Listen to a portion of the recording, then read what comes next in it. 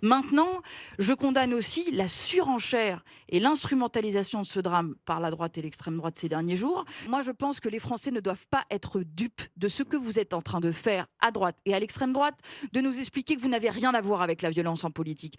Le Rassemblement Qu'est-ce national, que lors j'ai de à la voir à minute de droite avec la silence qui a violence en été politique? consacrée au jeune Quentin cette semaine, fait intervenir qui à la tribune? Madame Tiffany Joncourt, qui est mariée à un homme qui a été hooligan à Lyon et qui a été condamné plusieurs fois pour des faits de violence en réunion et de menaces de mort. Voyez, donc, si vous voulez, l'hypocrisie que vous déployez, qui conduit aujourd'hui à une surenchère de violence que je condamne contre effectivement des permanences parlementaires ou des sièges de Oh, partis les pauvres. politiques. Moi, ce que je veux dire à tous les militants antifascistes et à tous les militants de gauche, c'est qu'on ne combat pas la violence fasciste en employant leurs méthodes.